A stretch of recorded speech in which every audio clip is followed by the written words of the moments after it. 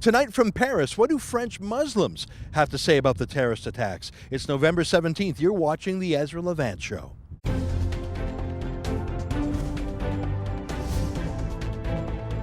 Why should others go to jail when you're the biggest carbon consumer I know? There's 8,500 customers here, and you won't give them an answer. You come here once a year with a sign, and you feel morally superior.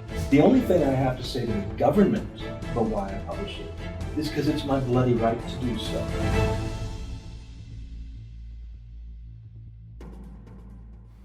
When news broke on Friday night about the massive Muslim terrorist attacks on Paris, France, 5 locations simultaneously, military-style precision, nearly 500 dead or injured, my first reaction was to do what we usually do at The Rebel, give our opinion commentary on the news of the day. So rely on the mainstream networks for the facts, the CBC, CNN, international wire services like Reuters, and then make our own comments based on those facts. And for some facts, that makes sense. Basic things like, what did the president of France say in his speech? What did police say at their press conference? Things like that. But the thing about Muslim terrorist attacks these days that I've learned time and time again is, other than very basic facts, there's almost nothing else you can take at face value from the mainstream media or from political leaders, because there is an enormous political agenda at work by the political and media establishment. Every possible fact will be colored by that agenda, and many facts will simply be ignored if they don't fit the official narrative. The other day, we published a powerful column on our website by Dr. Daniel Pipes of the Middle East Forum. He said that terrorist attacks like this one push ordinary citizens to the right towards embracing national security, restricting immigration, especially Muslim immigration. But he predicted that it would push the official people, what he called 4P professionals, further to the left. By 4P professional, he means politicians, the press, police, and professors. As in to maintain their worldview, their support for multiculturalism, open immigration, Muslim migrants, porous borders, political correctness, to maintain their worldview in the face of such a shocking terrorist attack. They'll have to go even further left to demonize anyone who's worried about Muslim migrants, to demonize them as racist, to bring in censorship laws, hate speech laws, not to stop Muslim imams, but to stop those who criticize Muslim imams, to open the floodgates to even more migrants. Here's just one crazy example.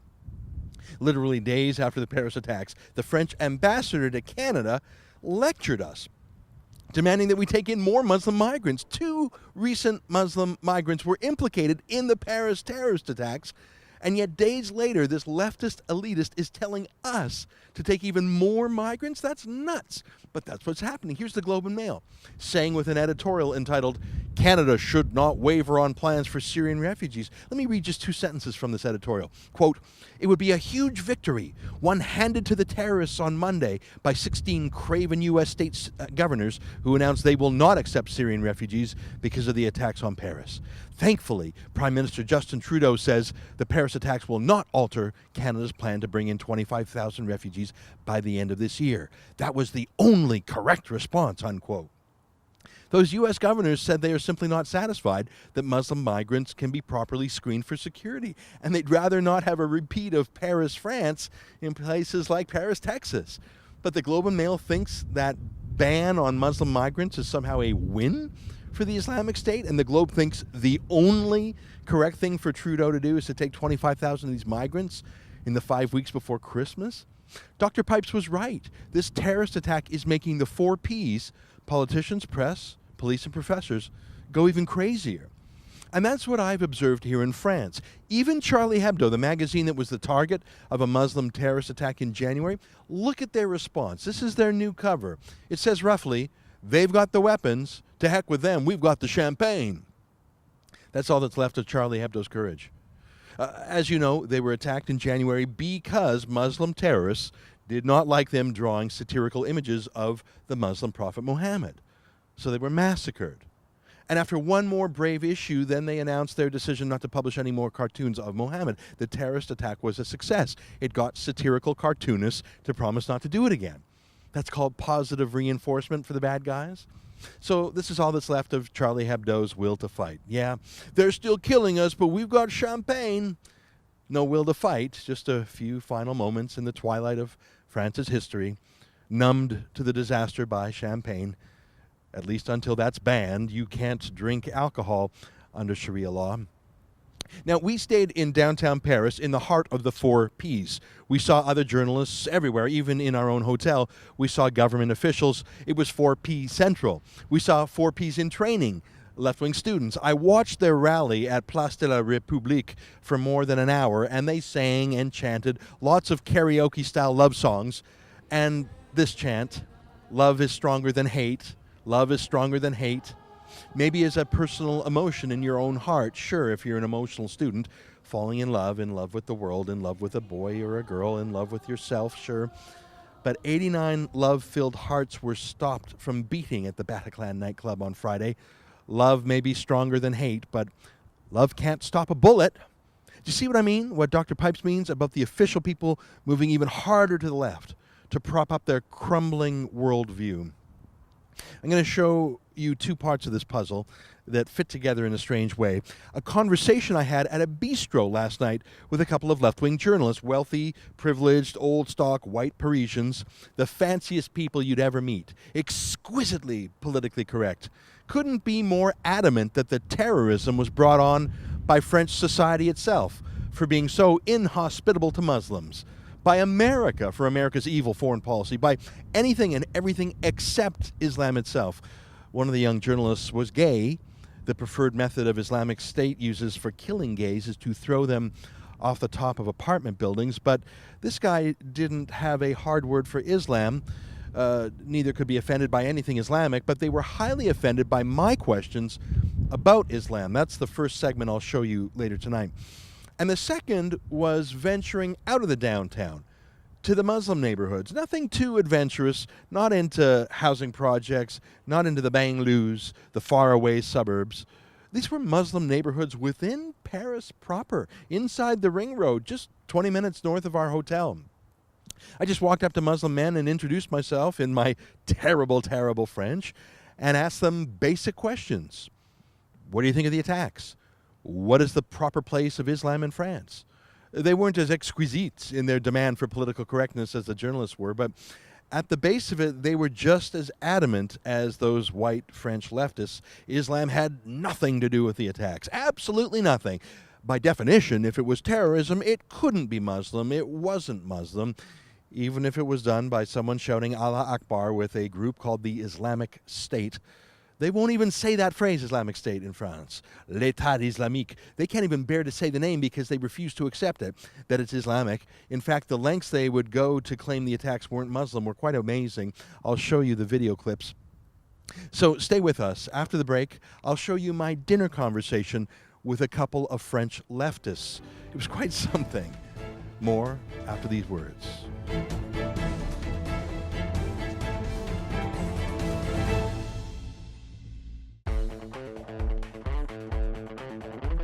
Looking for the perfect gift? Did you know TheRebel.media has a store?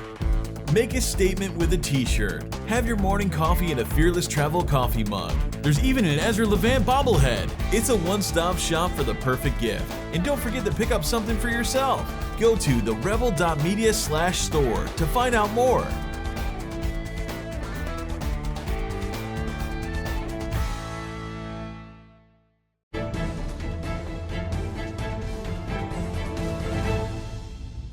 So let me give you a bit of background on this next one. My buddy Gavin McInnes is with me out here. As you know, he speaks French and has an inquiring mind and is not politically correct, and he makes friends easily. What a great traveling companion. Anyways, so yesterday, after we were finished filming for the day, Gavin had set up a dinner with some young journalists, really the opinion elite TV journalists for a leading news agency. They were smart, they were well educated, they were perfect Frenchmen, so fashionable.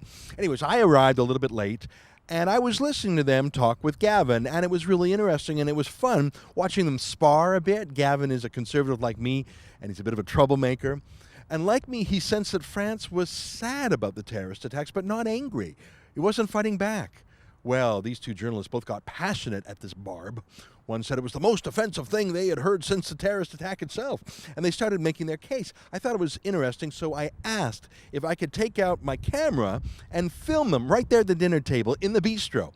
They said okay. They were skeptical at first. One of them said he wouldn't say anything on camera, but later he just couldn't help himself. Anyways, please forgive the wobbly camera. I was holding it with one hand, not a tripod.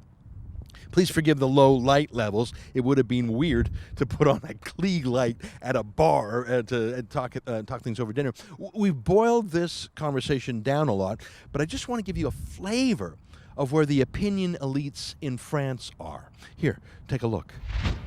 Well, religion is always a way to justify evil deeds and rightful deeds. You know, it happens in every religion, and I think if you're a violent person, you always end up violent, and you'll use religion to justify it, and it is true for nice people. The Mexican cartels in Ciudad Juarez kill way more people in just one city than the whole Islamic State in the whole country, and they call themselves Christians.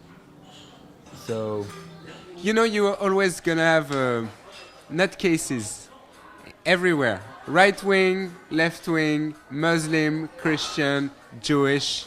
Not take this event as justification to be angry at all French Muslims. You have millions of Muslims in France, a portion of whom are becoming radicalized. Yeah, very tiny. It's not even a portion. It's just dozens, maybe, not even 5,000. There are only a very small portion who will do evil deeds. It's an issue with a tiny fraction of Muslims that represent something roughly 0.005% of Muslim. And that's the problem we had in France, or we have in France, is like for a long time the government was not even acknowledging a Muslim religion, so all the mosques had to basically find financing in other countries. So now you have like influence from other countries, some of them radical. So it's completely silly to say that the Quran is violent and thus the Muslims are violent. There is definitely a huge rage, but I think it's expressed in a very peaceful way, and it is disguised in the flowers and the candles that we light up for the victims. I do not think that France is at war. I mean, it's a way of saying, yeah, in a way we are at war with terrorism, but it's not a war in the sense that we're not fighting a very definite enemy.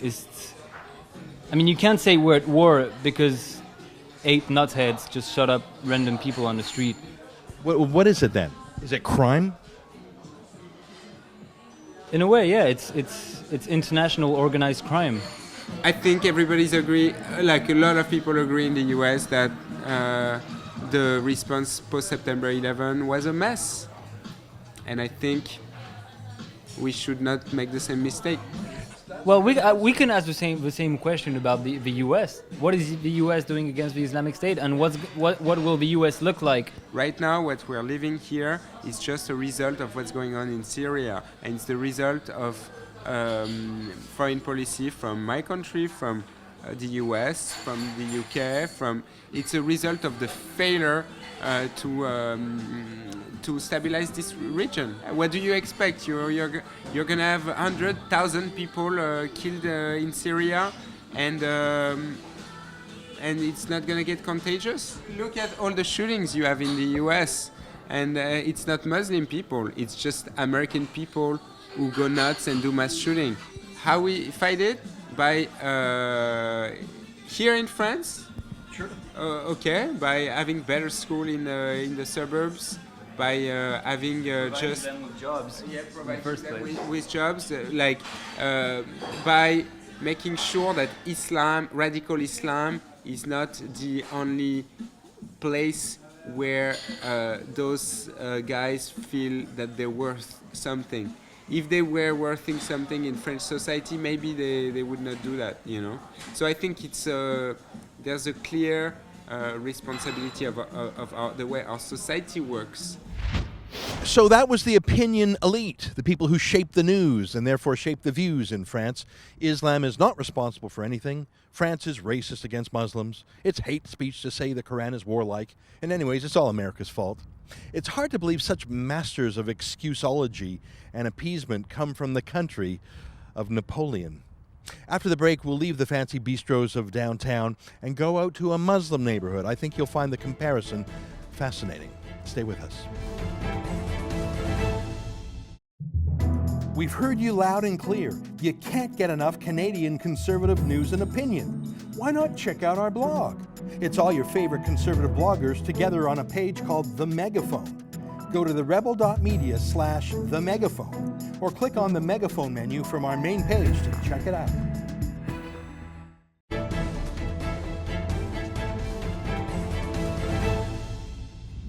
So I had my fill of white leftists in the media, at rallies, on TV, in bistros. They know how to enjoy their freedoms. There's a lot to enjoy in Paris, but they don't know how to fight for freedom or even how to talk about freedom and freedom's enemies. These were, to a man, secular atheists. They believed in nothing other than materialism, hedonism, fashion, art, music, food.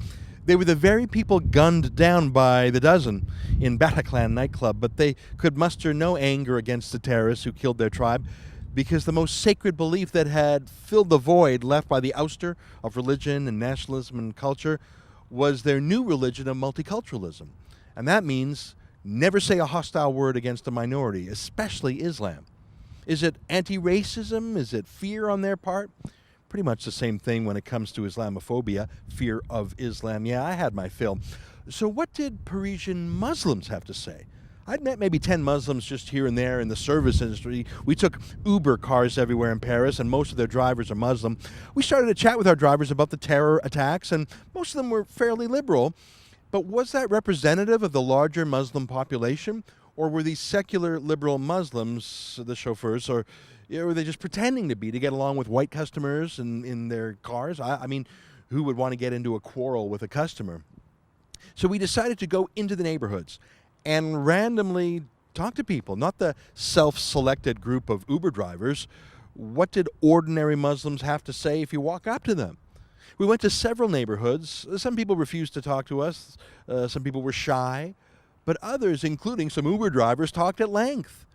All the talking was in French, my terrible, broken French with an awful accent, and Gavin's slightly better French. But it wasn't our questions that were important. It was their answers. My thanks to Marc Lavoie of Point de Bascule and his team for their expert translation on the screen here. Here, let me show you my conversations with real Muslims in Paris about the terrorist attacks on Friday. Il y a des bandits, c'est tout. C'est pas un côté radical, un côté musulman. C'est des bandits. Ah, ok. Voilà, on peut pas dire ça à un groupe. C'est pas un groupe, c'est des bandits, c'est tout. Qui mettent la pagaille. C'est pas un groupe radical et un groupe islam modéré. Non, l'islam, c'est l'islam. Il ne faut pas changer, mélanger. Voilà. J'ai écouté les autres jeunes musulmans a dit que les États-Unis font ça. Je ne sais pas, parce que ça sont des actes de politique. Les attentats sont les actes politiques? Oui, c'est des actes de politique. Bah, j'ai d'autres des actes de juifs, je ne sais pas. Parce que j'ai assez à suivi des juifs. C'est pas les musulmans. Peut-être les juifs a fait ça? Peut-être les juifs, mais les musulmans, non. Pour moi, non. Les musulmans ils ne font pas ça. Là. Est-ce que Daesh musulman? Non, Daesh pour moi c'est juif. Daesh est juif? Organisation juif. Daesh est une organisation juive? Comment? Suivi à l'américaine. Vous êtes sérieuse? Oui, si. Qui a dit ça à vous? Pour moi, j'ai vu, je comprends pas. Les juifs, t'es raciste, les juifs. Vous êtes sérieuse? Oui, sérieuse, oui. Ici en Paris, c'est pas musulman. Une question finale. World Trade Center, 9/11, c'est aussi les terroristes ou aussi les juifs ou les États-Unis? Les États-Unis, l'organisation des Daesh, c'est une organisation qui suit juifs et américains, États-Unis. So there you have it, the good, the bad, and the ugly. I don't know what the left-wing white pundits at that bistro would say. I think they'd either explode or they'd move further into fantasyland, further into denial.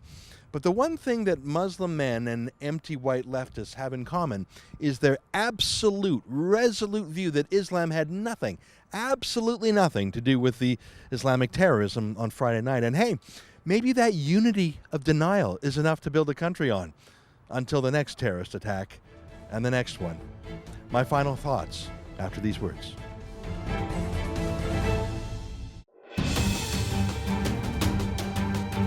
So open-minded that the brains have fallen out. What's the point that you're making? The point that I'm making is that if you're going to propose a massive overhaul to the way the economy is developed in terms of carbon tax, cap and trade, other forms like that, it helps to have some science that is in fact settled.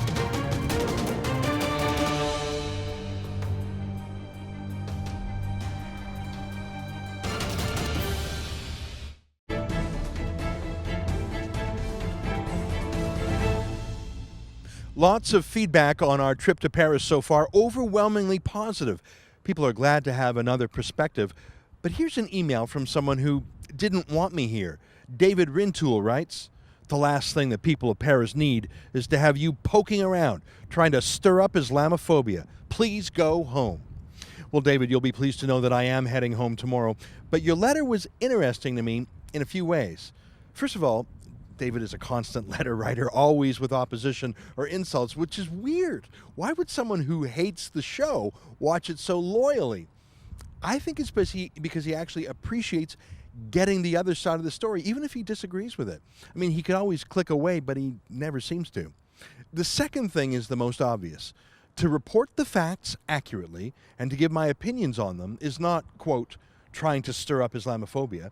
I came to Paris with hunches about what I might see, call them hypotheses, but the whole point was to check my hypotheses against the facts and to record as much as I could on video to show you the facts directly. I spent hours out on the streets, both downtown and in Muslim areas, where the attacks happened and in public squares, always talking to people as we went. That's pretty much the opposite of a closed mind, I'd like to think. If I wanted to just write what was on my mind in the first place, I could have stayed home in Canada. What we did was report the facts and offer our opinions, which is real journalism and the lifeblood of a democracy. If that causes people to change their own hearts and minds, good. Any opinion journalist wants to change the world. If he had no opinions, he wouldn't be an opinion journalist. Finally, I want to talk about that word David used, Islamophobia. Literally fear of Islam. Well, I don't think I was stirring up Islamophobia. I think the Islamic terrorists were doing a pretty good job of stirring up Islamophobia themselves, fear of Islam. I think that's why they were doing their attacks. That's pretty much the mission statement of a terrorist, to make people afraid, to get them to cower or collapse. And Islamic terrorists, they're not just going for any phobia, they're going for Islamophobia. In fact, if you've ever read the Quran, I think you could say it's an Islamophobic document. You can't read it without being afraid. It is a document that retells the stories of Islam's violence against its enemies. I think half the power of the Quran and Islam itself is to instill fear in its enemies and to offer them a way out of that fear through conversion. In fact, I think the biggest Islamophobes I met on the whole trip were the liberal, white leftists, so afraid of Islam they dared not say a word against it. They dared not admit that Islam itself could have possibly been the source of terror. I was in Paris, but these boys had Stockholm Syndrome. From the City of Lights, thanks for watching, everybody, and vive la France libre.